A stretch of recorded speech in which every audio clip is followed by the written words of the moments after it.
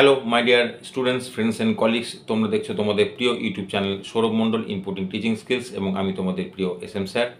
আজকে B Ed fourth সেমিস্টারের যে সিলেবাসের ধারাবাহিকতা রেখে আমি তোমাদের কাছে উপস্থিত হওয়ার চেষ্টা করেছিলাম। তার যে প্রথম অংশ অর্থাৎ কোর্স নাম্বার 1.4.6 নিয়ে আমার আলোচনা হয়েছে।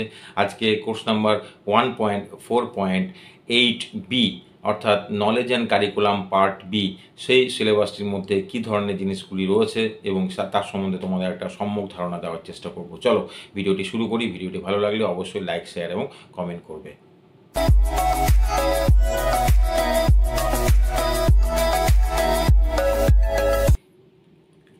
আমরা বিএড যখন সেকেন্ড সেমিস্টার পড়েছি তখন আমরা কোর্স নাম্বার 1.2.8 এ বলে আমাদের যে কোর্সটি ছিল অর্থাৎ নলেজ অ্যান্ড কারিকুলামের যে পার্ট 1, সেখানে আমরা দেখেছি যে একটা কারিকুলামের পিছনে যে সমস্ত বেসিসগুলো রয়েছে বা যে সমস্ত ক্ষেত্রগুলোকে না জানলে আমরা কারিকুলামের জায়গায় এগিয়ে পৌঁছে যেতে পারবো না, সেগুলি কি ছিল।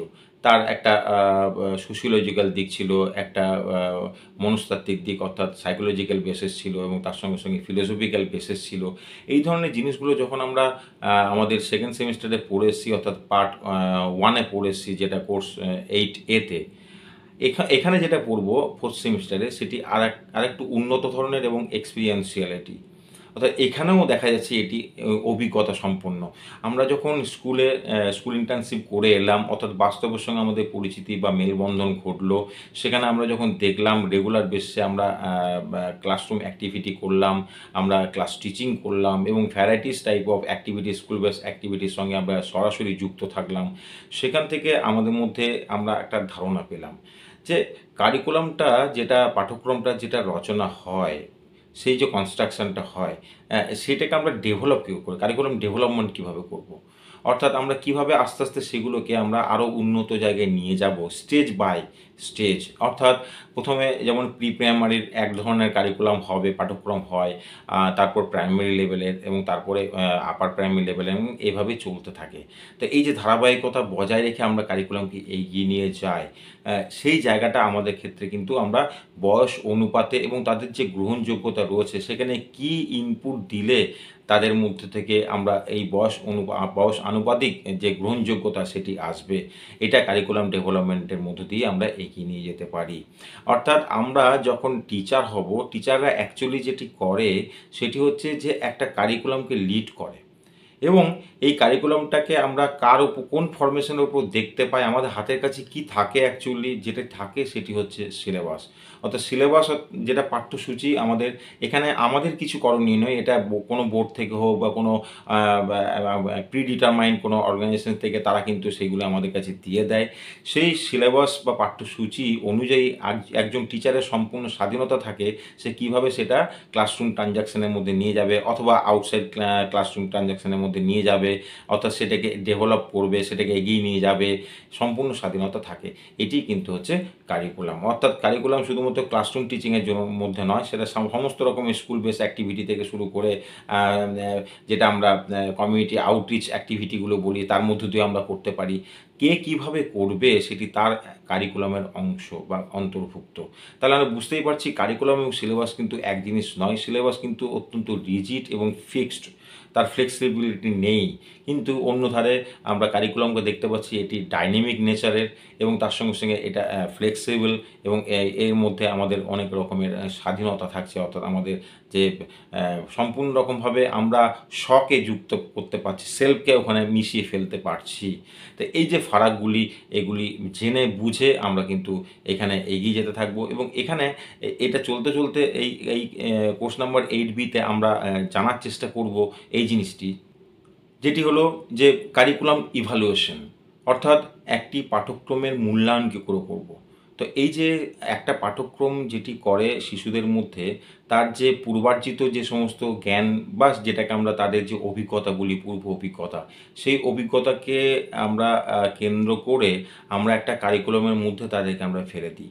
এই ফেলে দেওয়ার পরেই আমরা যেটা করি, যে কারিকুলামটার মধ্য দিয়ে তারা গেল, যে সময়ের ব্যাপী তারা লিড করলো, গেল সেখানে, সেই জায়গাটা কতখানি তার পূর্ব থেকে এখন কতখানি পরিবর্তন পরিবর্তন সাধিত হলো। এই পরিবর্তনগুলি যখন আমরা ধরার চেষ্টা করি সেই প্রক্রিয়াটাকেই বলা হয় কিন্তু আমাদের ইভ্যালুয়েশন বা মূল্যায়ন। সেখানে আমরা একটা মূল্য চাপানোর চেষ্টা করি। কারিকুলামের ইভ্যালুয়েশনকে আমরা এইভাবে আমরা ফর্মেটিভ ওয়েতে করতে পারি, অর্থাৎ গঠনগত, সেখানে সামেটিভ ওয়েতে করতে পারি এবং সেটি হচ্ছে সমষ্টিগতভাবে। এইভাবে কিন্তু আমরা এগিয়ে নিয়ে যেতে পারি। এছাড়াও আরও নানান আঙ্গিক রয়েছে কারিকুলাম ইভ্যালুয়েশনের, খুব ছোট, ছোট পার্ট থেকে বড় পার্ট নানান ভাগ রয়েছে, যেটা তোমরা আগেও এই সমস্ত টার্মগুলো সম্বন্ধে তোমরা কিন্তু ওয়াকিবহাল ছিলে।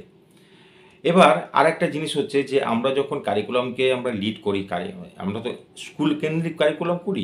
এবার স্কুল কোথায় থাকে কোথায়? School is the miniature of society, অর্থাৎ সমাজের একটি ক্ষুদ্র সংস্করণ হচ্ছে একটি বিদ্যালয়। তো এখানে এই যে আমরা কারিকুলামকে যখন এগিয়ে নিয়ে যাই, তখন কিন্তু আমরা দেখতে পাই যে কারিকুলামের মধ্যে আমরা দু ধরনের জিনিস দেখতে পাই। একটা মেরিটোক্রাসি বলি এবং আরেকটা হচ্ছে এলিটিজম বলি, অর্থাৎ মেধাতান্ত্রিক এবং তার মধ্যে আরেকটা হচ্ছে অভিজাত সম্প্রদায় বা তান্ত্রিক, এই কথাটা আমরা বলতে পারি। তার কারণ হচ্ছে যে কারিকুলামের মধ্যে দিয়েই যখন আমরা কেউ এগিয়ে নিয়ে গেল, ছাত্রছাত্রীরা সেটাকে নিয়ে বহন করে নিয়ে গেল, তখন কিন্তু তার মধ্যে যে মেধা রয়েছে সেই মেধার উপর বেশ করে কিন্তু তার পরবর্তী অংশ কারিকুলামের মধ্যে সে প্রবেশ করতে পারে। এইভাবে কিন্তু আমরা দেখে থাকি। আর একটা হচ্ছে যে এখানে আমরা একটা ভারতবর্ষ যেহেতু একটা গণতান্ত্রিক রাষ্ট্র, সেখানে সমাজতান্ত্রিক রাষ্ট্র, এই যে এখানে কিন্তু আমরা সবার, অর্থাৎ ওপেন টু অল, সবার জন্য সমান অধিকার, এডুকেশন ফর অল, এবং তারা সমান যোগ্যতার অনুযায়ী কিন্তু তারা সব জায়গায় এন্ট্রি নিতে পারবে, অর্থাৎ যোগ্যতার নিরিখেই তাদের সব জায়গায় বিচার ব্যবস্থা করা হবে। তো এই জায়গাতে আমরা যেটা স্থান দিয়েছি সেটা হচ্ছে মেরিটোক্রাসি। কিন্তু অন্য ধারে আর একটা পিঠও আছে, যেটা কিন্তু গণতান্ত্রিক নিয়ম মানে না, সমাজতান্ত্রিক নিয়ম মানে না, কোনো ইকুয়ালিটি মানে না, ইকুইটি মানে না।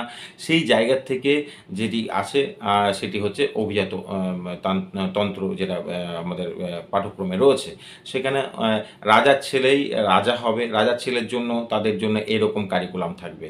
যেমন আগের যে প্রথাতে ছিল, যে আমাদের বর্ণ প্রথা ছিল বা আমাদের যে সমস্ত বর্ণাশ্রম যেটাকে বলি সেটা ছিল।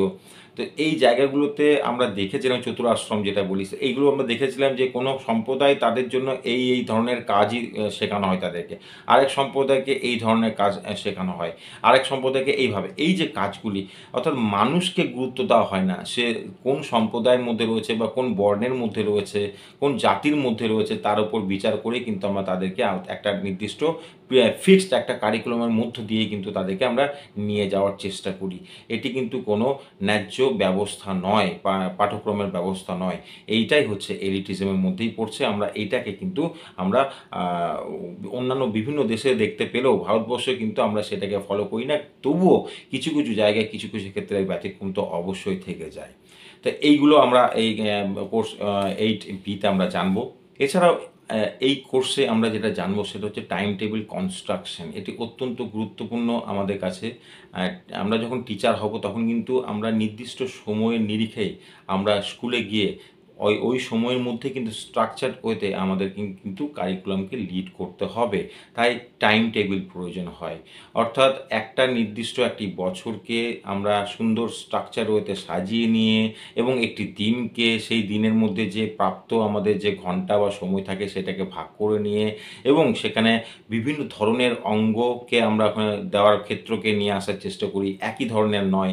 অর্থাৎ বিভিন্ন যে প্যারামিটার ডিসিপ্লিনগুলো রয়েছে, বিভিন্ন যে সাবজেক্টসগুলো রয়েছে, সেগুলোকে একসঙ্গে বিভিন্ন রকমভাবে তাদের কাছে, শিশুদের কাছে মেলে ধরা, যাতে করে তাদের একটা হলিস্টিক ডেভেলপমেন্ট তাদের মধ্যে হতে পারে, বিকাশ সাধিত হতে পারে, সর্বাঙ্গীন বিকাশ হতে পারে, অলরাউন্ড ডেভেলপমেন্ট হতে পারে, তার আমরা চেষ্টা করে যাই। সেই জন্য আমরা টাইম টেবিলকে সেভাবে রেখে যাই। এবং টাইম টেবিলের মধ্যে আরেকটা অত্যন্ত গুরুত্বপূর্ণ জিনিস রয়েছে, যেটি হচ্ছে যে সময়ের নিরিখে যে সময়ে যেটি করা উচিত বলে মনে হয়, যে সময়ে কোনো বিষয় একটু গম্ভীর, একটু গুরুগম্ভীর, একটু জটিল, সেইগুলোকে আমরা একটা সময় রাখি, তারপর আরেকটা সময় অন্য রকম জিনিসগুলোকে রাখি, কখনো আমরা তাত্ত্বিক জিনিস রাখি, কখনো আমরা প্র্যাকটিক্যাল জিনিসগুলো রাখি। এই জিনিসগুলো কিন্তু আমাদের টাইম টেবিলের মধ্যে আমাদের ফেলে দেওয়ার চেষ্টা করি, কিন্তু সেটার নির্দিষ্ট রুলস রয়েছে। আবার নিচু ক্লাসে এক ধরনের রাখি তাদের গ্রহণযোগ্যতা অনুযায়ী, আর একটু উঁচু হয়ে গেলে, উঁচু ক্লাস হয়ে গেলে তখন আমরা টাইম টেবিলটা একটু অন্যরকমভাবে এগিয়ে নিয়ে যাই। সেখানে টাইম টেবিলের মধ্যে রিসেস আওয়ারকে দিয়ে, সেখানে দুবার যদি থাকে দুবার রিসেস আওয়ার আমাদের দিতে দিতে হবে। তো এই যে ব্যাপার, এছাড়াও টিচারদের কাছে নিজস্ব টাইম টেবিল থাকে, তারা তাদের পিরিয়ড অনুযায়ী, এটা টিচার্স টাইম টেবিল আছে, এই ধরনের নানান টাইম টেবিল কীভাবে কনস্ট্রাকশন হয় সেগুলো কিন্তু আমাদের এই সেমিস্টারের এই কোর্স 8B-তে আমরা জানবো।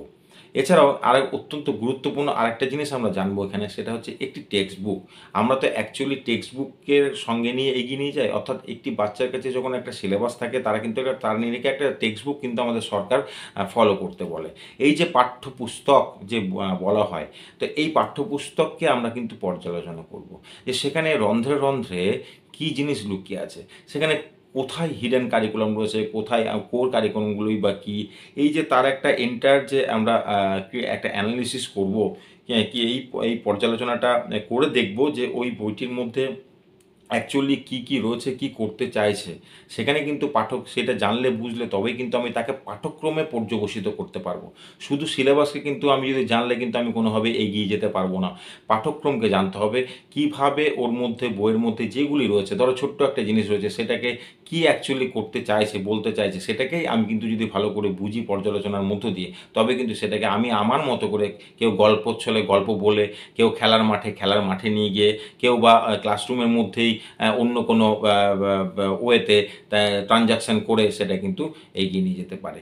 অর্থাৎ কোর্স নাম্বার 8B অত্যন্ত গুরুত্বপূর্ণ তোমাদের কাছে। তোমরা একদম রিয়েল লাইফ এক্সপিরিয়েন্স তোমরা নিয়ে এসছো, এবং সেখান থেকে আরও উন্নত হওয়ার জন্য কিন্তু এই কোর্স নাম্বার 8Bটি তোমাদের জানতে হবে। আশা করি তোমাদের কাছে বিষয়টি সম্বন্ধে একটি স্বচ্ছ ধারণা দেওয়ার আমি চেষ্টা করলাম। So best of luck.